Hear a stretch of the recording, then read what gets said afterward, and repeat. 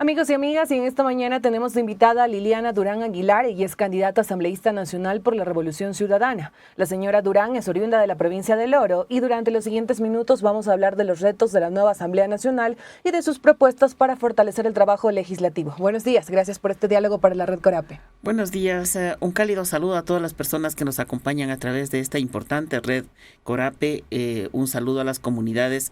Yo sé que esta es la Corporación de Radios Populares que llegan al corazón del Ecuador, al Ecuador profundo, y quiero decirles que estamos aquí nuevamente terciando en estas elecciones anticipadas con la finalidad de promover desde la Asamblea Nacional leyes y fiscalización para recuperar nuestra patria. Gracias a usted, señora Durán, por estos minutos para la Red Corape. La Ley de Gestión de Riesgos, el Código de la Salud, la Ley Minera, son algunos de los temas que la población considera la Asamblea Nacional disuelta dejó pendientes. Los nuevos legisladores que lleguen tendrán casi 18 meses de gestión. ¿Considera que es un tiempo necesario para avanzar en estos temas? Bueno, hay varios pendientes. Yo quisiera indicar de que entre el año 2007 y 2017 el Ecuador tuvo avances de mucha trascendencia. 2 millones de compatriotas superaron la pobreza, nuestra economía creció más que el promedio en América Latina, 7 de cada 10 universitarios fueron la primera generación en su familia en acceder a la educación superior. Universalizamos la educación básica, entre muchos otros temas, y logramos institucionalizar al país. Quedaron pendientes varios temas como la ley minera. Estábamos empezando un proceso. Yo estuve de asesora en este periodo legislativo. Había un proceso de inicio de una consulta prelegislativa para recoger e identificar temas importantes respecto a las reformas que se pensaban para la ley de minería. Sin embargo, todo quedó truncado. Yo creo que son 15 meses de gestión a través de estas elecciones anticipadas, 15 meses que necesitamos, obviamente que es corto el tiempo, pero vamos a aprovechar ese tiempo para poder lograr las leyes que quedaron pendientes, lograr recuperar derechos en el caso de los trabajadores y trabajadoras de nuestro país, recuperar derechos haciendo una revisión responsable y para poder saber cuáles son los temas en donde se ha disminuido derechos para los trabajadores y poder recuperarlos. Es decir, son 15 meses que van a significar un arduo trabajo, unas jornadas extendidas, fuertes, pero con mucho compromiso, con mucha responsabilidad para poder especialmente recuperar derechos. Usted en este caso nos ha mencionado que fue asesora legislativa de la Asamblea Nacional disuelta. Así es. En este caso, ¿cuáles fueron esos temas que usted pudo evidenciar y dice no se deben de volver a cometer en la nueva Asamblea que viene? Bueno, yo creo que es importante esta pregunta porque es necesario que el Ecuador en esta ocasión, teniendo el poder, la capacidad de ejercer su voto nuevamente, lo hagamos con mucha responsabilidad. No podemos volver a caer en esta situación de votos de a uno, voluntades de a uno, que no responden a ninguna otra cosa que no sea su interés individual y son precisamente los votos negociables.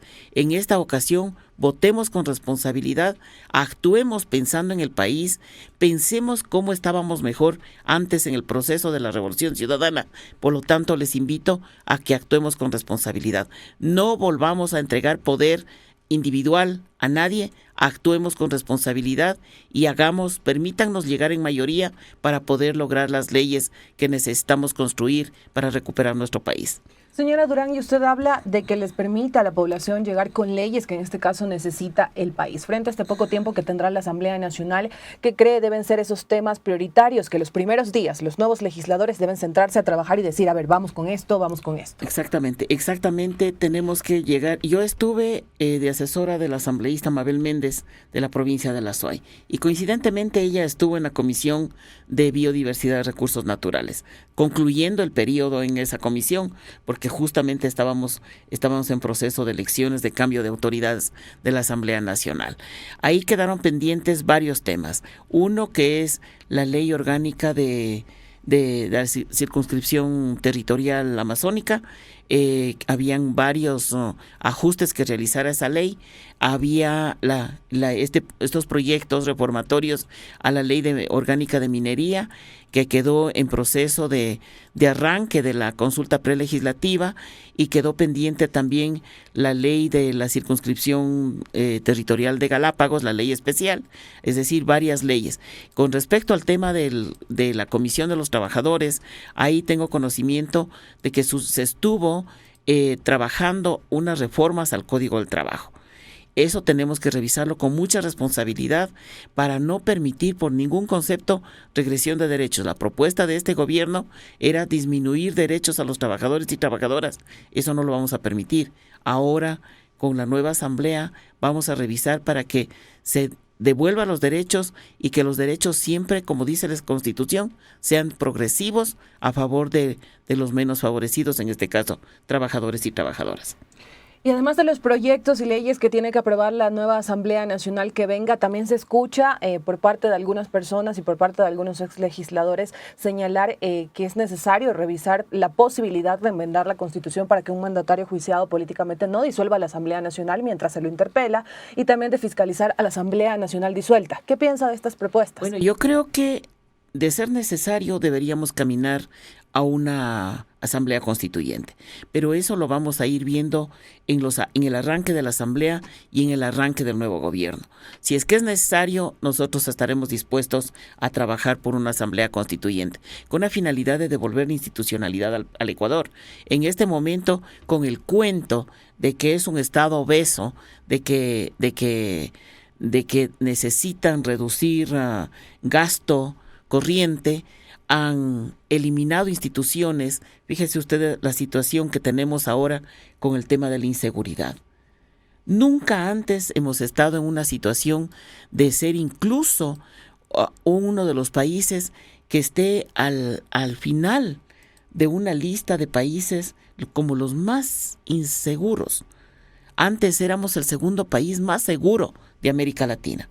Ahora estamos en la cola como los países más inseguros. Y eso significa que tenemos que revisar la institucionalidad, tenemos que reinstitucionalizar el Ecuador. Es decir, devolver una administración de justicia apropiada, correspondiente a las necesidades actuales de este nuevo país, de este nuevo Ecuador. Devolver instancias como por ejemplo el Ministerio de Justicia, que era el que regentaba la administración carcelaria. Le eliminaron al Ministerio de Justicia y mire usted cuánta matanza, cuánta masacre ha habido a nivel del sistema carcelario. Eso no se puede dar en ninguna parte del mundo, menos en nuestro país, que ha sido un país de paz. Un país que ha sabido vivir en armonía entre ciudadanos y ciudadanas, ciertamente atravesando determinados conflictos sociales que de una u otra manera son parte del quehacer nacional, pero no vivir en una situación de inseguridad a tal punto de tener que empujarnos a los ciudadanos y ciudadanas a encerrarnos de nuestras casas. Y en este caso usted habla acerca de trabajar para recuperar la institucionalidad, de trabajar para lograr seguridad en el país. Hace unos días nosotros tuvimos la oportunidad de dialogar con algunas personas y consultábamos sobre el trabajo de la Asamblea Nacional, y precisamente estos temas señalaba la población, la Asamblea Nacional no trató. ¿Cómo empezar ya a trabajar en estos temas, pero con propuestas claras también? Mire, mi estimada, debo decirle que el hecho de no tener una mayoría en la Asamblea Nacional para cualquier sector no permite avanzar en la construcción de leyes. Y más grave es la situación aún cuando quien nos gobierna es un gobierno que trabaja para su interés individual, para la banca, para su grupo de poder económico, y se despreocupa totalmente de la situación social del país, social y política y económica del país. Ahí no hay posibilidad de hacer absolutamente nada. Se han hecho leyes importantes. Sin embargo, el gobierno ecuatoriano no ha colocado recursos para la implementación de esas leyes. Por ejemplo, hablemos de la ley contra la violencia a las mujeres. En esa ley, Cuando arrancó esta ley, yo estuve en la función legislativa cuando se aprobó esta ley, que fue en el año 2017, en noviembre del 2017. Iniciamos esta ley colocando un poco más de $3 millones para la implementación de esta ley. Al siguiente año, el gobierno de Moreno nos redujo a $900,000 y nos han ido reduciendo. En este momento no hay recursos para la implementación de esa ley. Y ahora vemos cómo ha crecido el índice de femicidios y también detectamos feminicidios. Porque no podemos olvidar casos como el de María Belén Bernal, que fue asesinada en un recinto policial, en una institución del Estado. Ahí debe revisarse esa ley, por ejemplo, con la finalidad de que se establezca también, se tipifique el feminicidio, porque hay instancias, como en este caso, situaciones como el de María Belén Bernal, en donde tiene que tipificarse el feminicidio para que el Estado ecuatoriano asuma la responsabilidad por este tipo de hechos. En este caso, usted de hecho menciona que se tiene que revisar esta ley y varias leyes. ¿Cuáles serán esas propuestas para fortalecer el trabajo legislativo y también que se revisen este tipo de normas que existen en el país y fortalecerlas? Bueno, yo debo decirle que en mi condición de candidata a asambleísta nacional, en este momento estamos trabajando con mi equipo jurídico y político con la finalidad de revisar, por ejemplo, estamos empezando a revisar los decretos ejecutivos que están emanándose por este gobierno con la finalidad de reversar esos decretos ejecutivos en el momento en que detectemos problemas de afectación y vulneración de derechos a las personas. ¿Y otros temas que usted está proponiendo? Y otros temas, obviamente, nosotros queremos recuperar.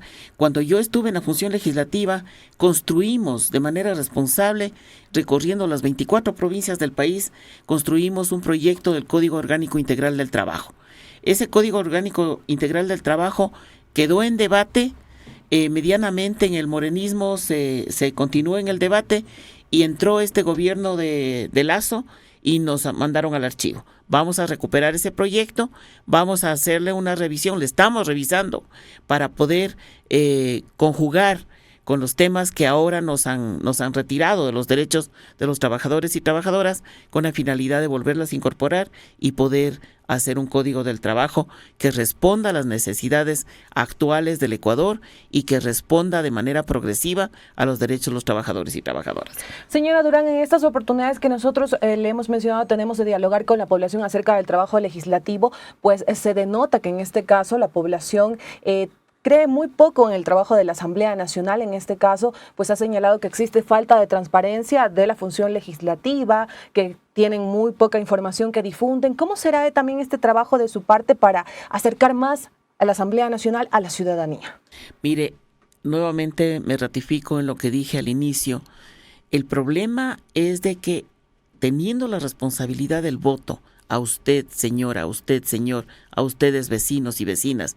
También soy de la ruralidad, por eso es que llego también a la ruralidad como mis vecinos y vecinas.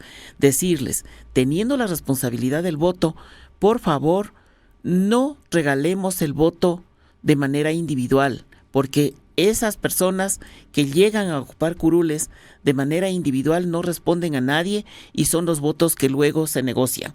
Por lo tanto, demos responsabilidad, demos mayoría. En este caso les invito a que voten por la Revolución Ciudadana, lista 5, si me permite mencionar, con la finalidad de que lleguemos en mayoría y podamos trabajar. Nosotros rendimos cuentas, debatimos al interior de las bancadas en los diferentes momentos, debatimos los diferentes temas, podemos debatir muchas horas, pero lo importante es que sacamos un acuerdo y vamos con ese acuerdo y todos votamos por el acuerdo. Porque tenemos a quien rendir cuentas, tenemos un partido político que es nuestro paraguas, que tiene una disciplina y que nosotros tenemos que rendir cuentas de nuestros actos y de nuestras acciones.